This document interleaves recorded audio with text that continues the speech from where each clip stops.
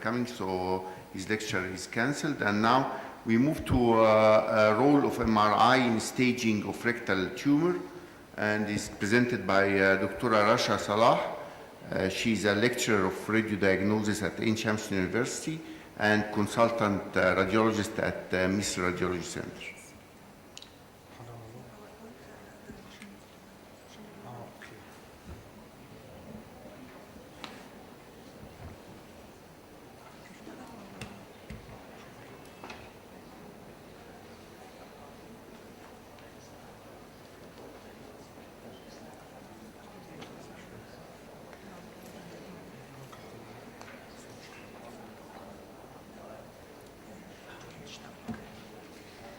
Good afternoon, everybody. We come today to discuss the role of MRI in staging of rectal tumors. First of all, I'd like to express my deep gratitude to Professor Dr. Yasser Abdelazim for his great help and support to prepare this lecture. Also, many thanks to Misr Radiology Center, where we perform all our cases. Since 2012, we performed around 100 cases till now, and we are going on. My lecture outline, we will discuss multi-parametric MRI protocol, MRI rectal anatomy, and preoperative rectal cancer staging, either the TNM staging or circumferential resection margin. ثانية واحدة ممكن نحاول على السكرين؟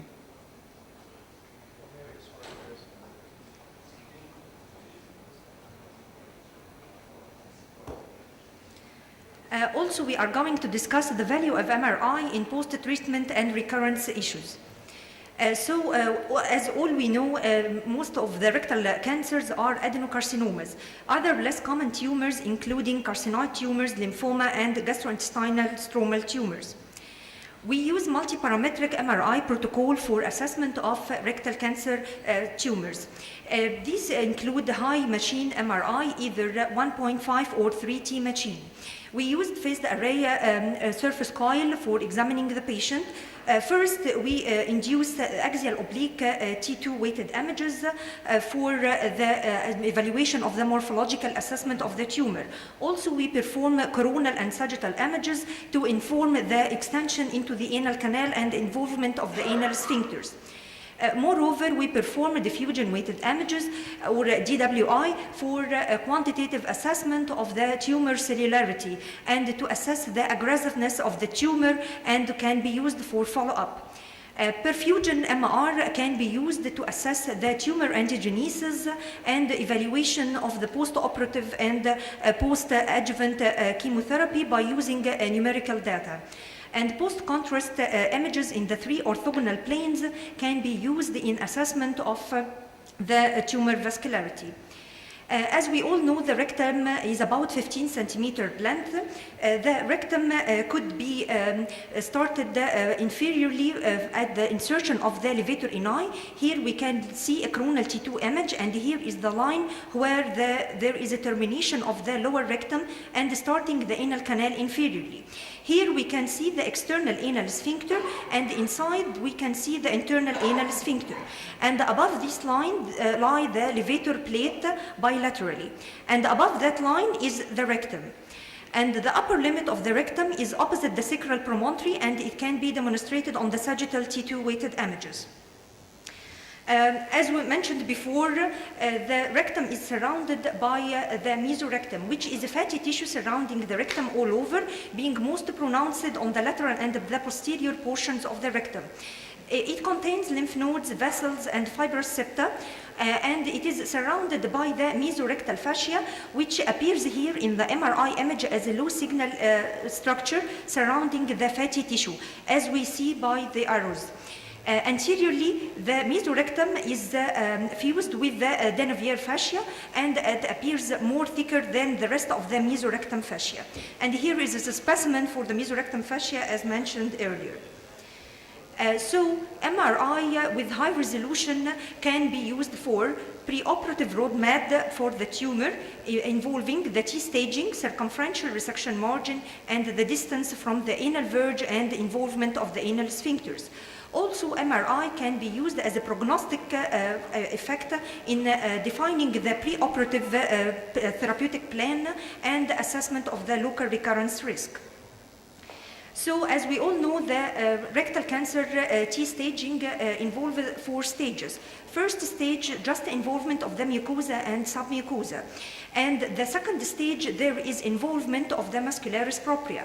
And T3 stage, which is the most important stage for the preoperative adjuvant chemotherapy, is the involvement beyond the rectal wall confines with the involvement of the rhizome rectum fat. And the T4 stage is the involvement of the adjacent structures with infiltration into them, or the side pelvic walls, or involvement of the peritoneal reflections. Here is an example for the MRI staging for the rectal cancer, and here we can see a T1 tumor in a coronal T2 images. Here is the white line, this is the mucosa and submucosa, and the dark outside line is the muscularis propria. And here we can see a tumor not infiltrating the muscularis propria, where its thickness is homogeneously all through the rectal wall with no thinning out. And as such, this is a T1 tumor. While T2 tumors, there is involvement of the muscularis propria, and here we can see there is thinning of the muscularis propria in comparison to the rest of the rectal wall and in comparison to the contralateral side. T3 tumor, there is extension beyond the rectal wall into the mesorectum, and here we can see the infiltration of the mesorectum by the tumoral cells. And here the T4 with the infiltration of the seminal vesicles as shown. The circumferential margin, it is the minimum distance of the tumor to the mesorectum fascia. It is of utmost importance, as mentioned earlier, to assess the operative plan and the indication of the preoperative neoadjuvant therapy. How can we assess the circumferential margin by MRI? If it is involved, the distance between the lateral tumoral portion to the mesorectum should be less than 1 millimeter, or we can directly visualize its invasion. As here mentioned, we can see there is invasion of the mesorectum in the right-sided image. Sorry, here we can see here the mesorectum as I'm arrowing it, and here is the tumor extending and infiltrating the mesorectal fascia.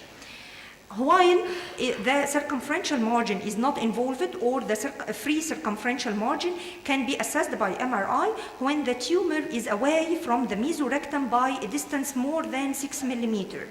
Or if there is any suspicious mesorectal lymph node, also away from the mesorectum by about 6 millimeter. And here we can see the mesorectum with the mesorectal fascia, and we can assess the distance between the tumor and the mesorectal precisely.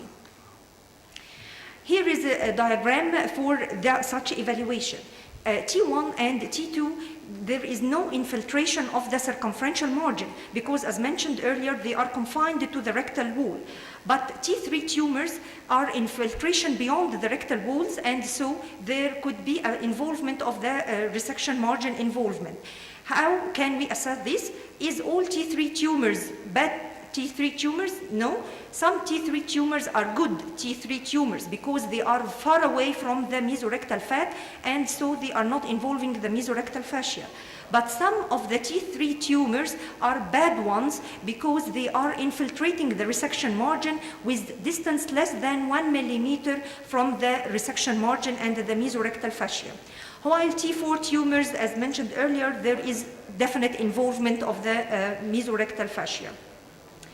Also, one of the important issues in MRI is the evaluation of the anal sphincters to assess the surgical outcome of the patient and the need of permanent colostomy or not. And anal sphincteric assessment, as mentioned earlier, is best demonstrated on the coronal T2 weighted images. And here we can see again the external anal sphincter. Inside it, there is the internal anal sphincter, and here is the puborectalis muscle, and all the things below this line is the anal canal, and all above the line is the rectum. And here is the levator plate. Also, on the sagittal images, we can assess the lower limit of the tumor from the anal verge. So, T1 and T2 tumors, they are surgically operable patients, either by transanal excision or by the TME. While T3 tumors requires preoperative or postoperative neoadjuvant chemo and radiotherapy, while T4 tumors requires preoperative chemo and adjuvant therapy and exentrations. Also, MRI could be of great value in assessing lymph node involvement, because if there is no lymph node involvement, then surgery is the optimum choice. While if there is any lymph node involvement, either N1 or N2 lymph nodes, then the CCRT or the concurrent chemo and radiotherapy should be advised before the surgical plan. Also, MRI can assess distant metastases and evaluate the M staging of the tumor, especially involvement of the liver by including axial T2 for the abdomen. And here we can see in this image small lymph node, small hepatic metastases. Also, MRI is of great value in assessment of the post-operative chemo and radiotherapy. Post-chemo and radiotherapy adjuvant therapy. It could be used in assessment of this tumor. Either it could be complete response, as here we can see there is a huge tumor invading the mesorectum on the right side, and here is after the adjuvant therapy there is no residual tumoral tissue with only fibrosis rest at the site of the previous tumor.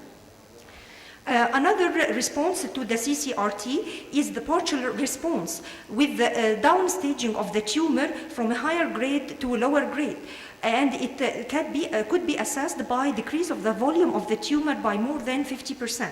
Here we can see an aggressive lower rectal tumor infiltrating the anal canal, being in great proximity to the anal verge. Also anteriorly, the tumor is infiltrating the prostate, and it is seen to extend beyond the rectal wall posteriorly, and involving the circumferential resection margin, and the mesorectal fascia is in a great proximity to it.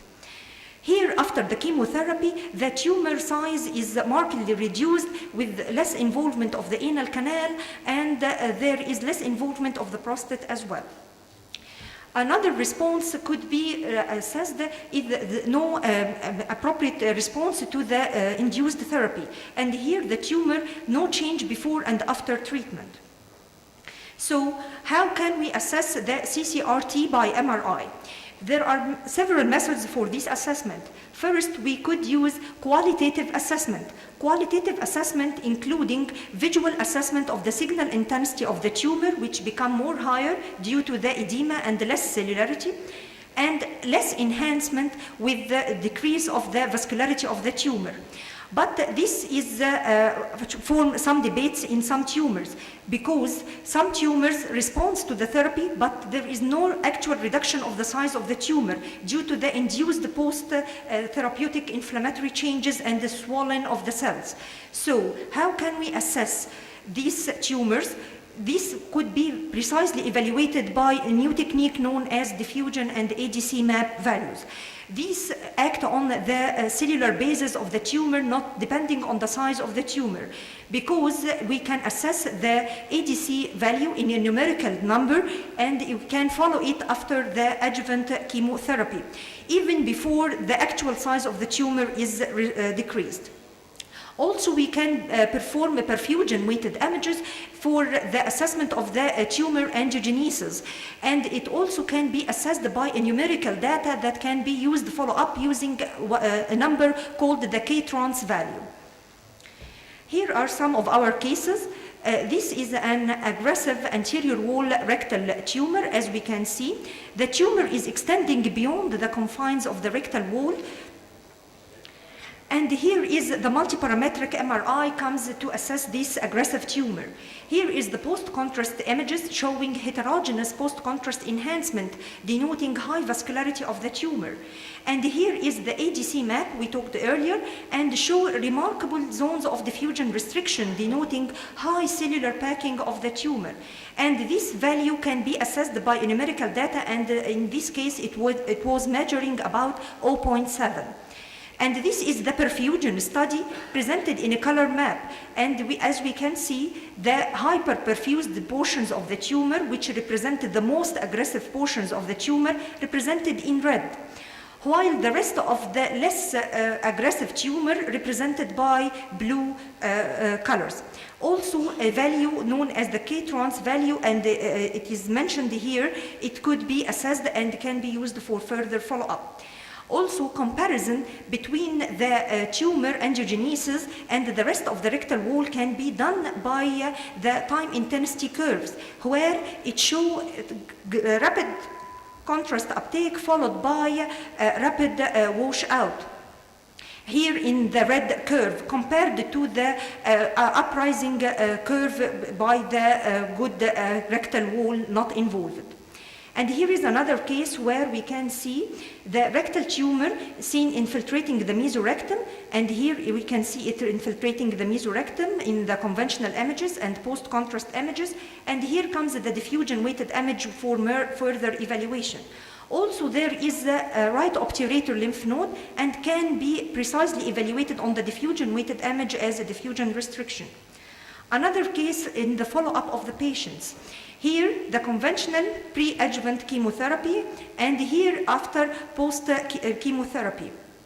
And this is the post-contrast images, and this is the post-adjuvant therapy, denoting less enhancement of the tumoral cells.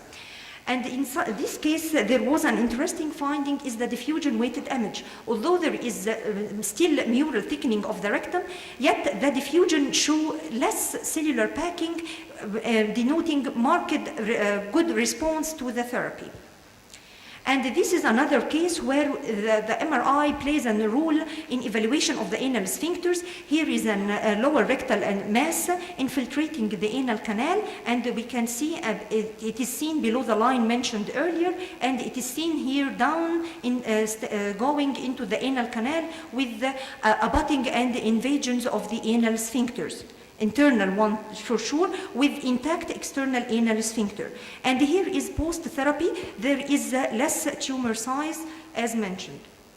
And also the diffusion show the same effect with the less diffusion restriction in compared to the previous pre-therapy imaging.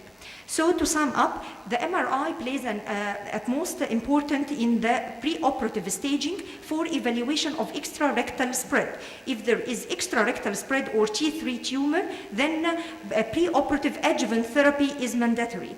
And also it is of utmost important to evaluate the sphincteric involvement. So to assess the surgeon to decide whether he will use sphincteric sparing surgery or not. Also, it can be used to follow up after the adjuvant preoperative chemo and radiotherapy, and it can assess for the local recurrence. Thank you very much. Okay, thank you, Dr. Rasha, for this nice lecture. And, I just want to ask surgeons, do you use MRI for preoperative staging, and then after new adjuvant chemo and radiotherapy, do you use it to assess the response? Also after recurrence, I mean, because both of them, you may have distortion of the field. And if you are still puzzled, do you go to biopsy or you go to PET-CT? So 3 complex questions for the surgeons. Okay.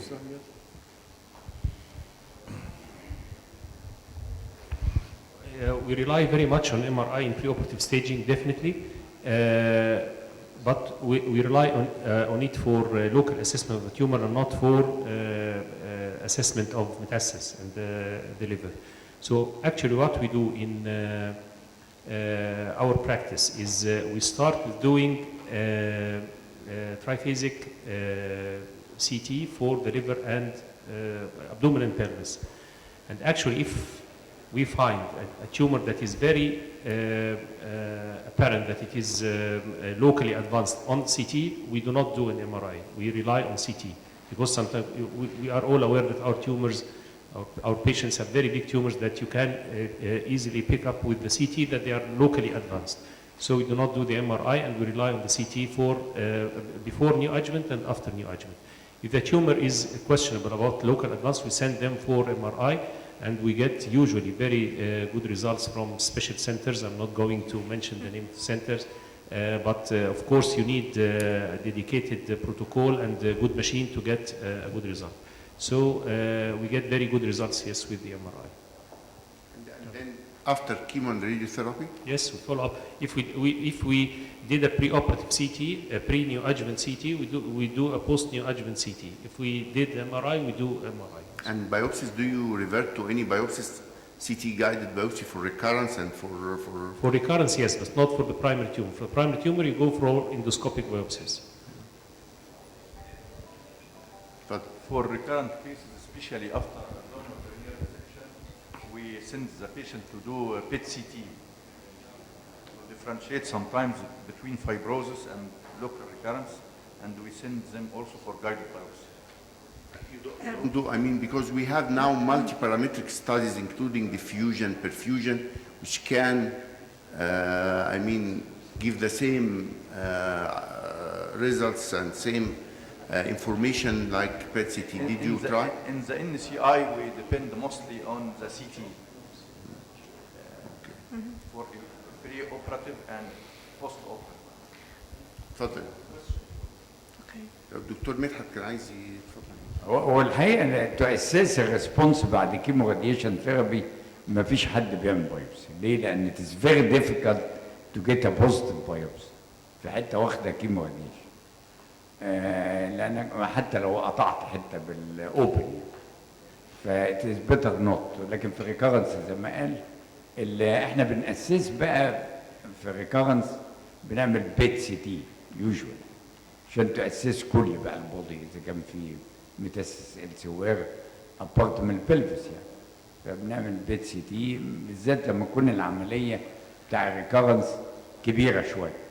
فعايزين نعرف ابعاد العمليه دي. Excuse me, I just want to mention something.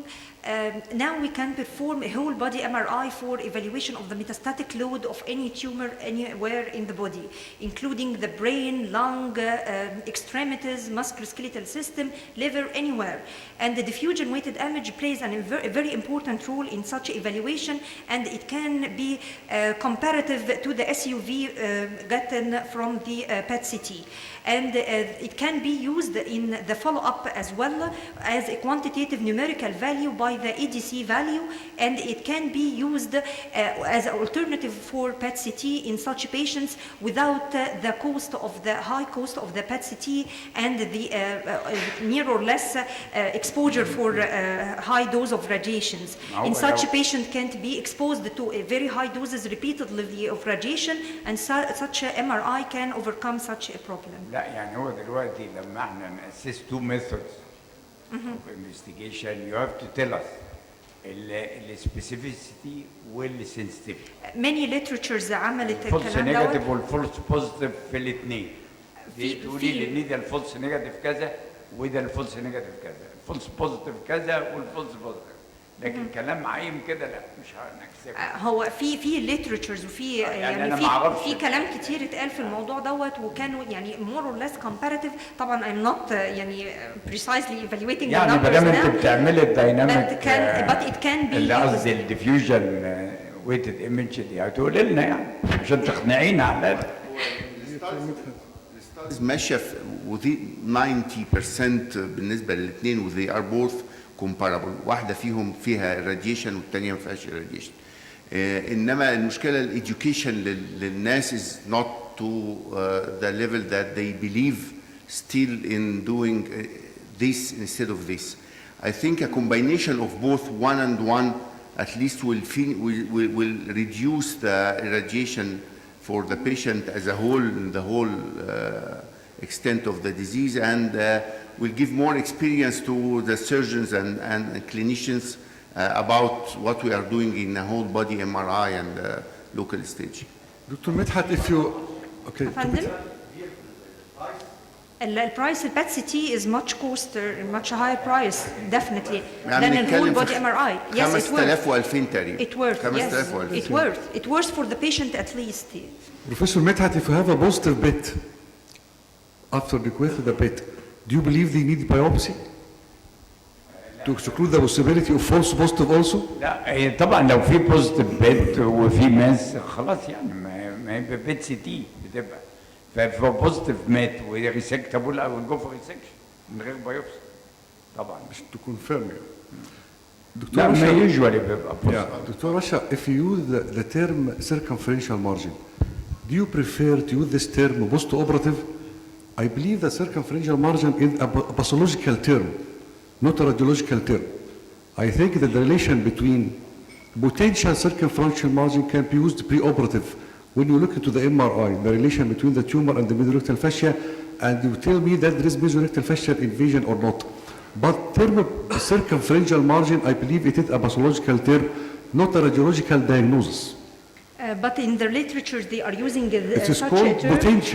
potential circumferential not margin, circumferential margin. including the Yes. Mesorectal fascia, because most The of the accurate surgeons... assessment is Yes. post-operative. Yes. But it كنت can عايز help in اسال the assessment, the دكتور pre-operative. وحيد بعد اذا حضرتك اذا عندنا مريض عنده لوكال ادفانسد لور ريكتال تيومر reaching to the anal canal واخد radiotherapy operative radiotherapy and CT revealed that there is very good response for the by the radiotherapy but ده بالكلام ده بالسي تي during surgery there was some infiltration to the sacrum وده ما كانش باين من السي تي الحقيقه. هل لو كنا عملنا للمريض ده assessment post irradiation by the MRI هل الصوره كانت هتبقى اوضح من بحيث ان الديسيجن؟ هو هي بس جزء ان السكرم يبقى انفولفد وما يبانش في السي تي اي داوت ات فيري ماتش. لا ده الواقع. لا دي انا بكلم حضرتك من pre-sacral area is a fat so it's a low density on a CT. لو في infiltration لازم هتبقى الحته دي of higher density. I think it's missed primarily from reading the CT. I don't know, I can't judge it 100%. But MRI is more accurate generally in this area, differentiating abnormal from normal tissue and edema from infiltrative tumors.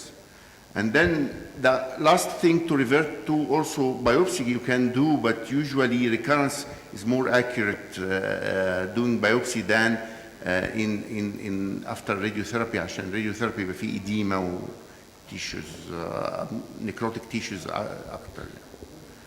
So would you recommend doing MRI for low rectal cancer from the start without any need to do CT? Yes, because it gives better resolution for evaluation of the anal sphincters, and if there is involvement, this will change the outcome in the surgical plan at most, and the patient may need the pre-operative adjuvant chemo or radiotherapy. So MRI, due to its higher resolution and the higher contrast imaging, can assess the involvement of the anal sphincters much better than CT can do. زي ما الدكتور رشا تفضلت الام ار ايز مالتي بارامتريك يعني انت مش بس بتيفالويت مورفولوجيكال اناتوميكال انت بتيفالويت مورفولوجيكال اناتوميكال perfusion وريستريكشن which is another property. Packed cells of the tumor have restricted fluid motion inside فبنقدر نشوفها كمان. فعندنا 3 كاركترز بالاضافه للكونتراست انهانسمنت كمان 4 characters you juggle between them and get the most out of it. فعشان كده الام ار اي is better بالاضافه لانه حتى anatomically الريزوليوشن بتاع الام ار اي is higher locally differentiating mucosa submucosa muscularis propria and fat فالديفرنشيشن ده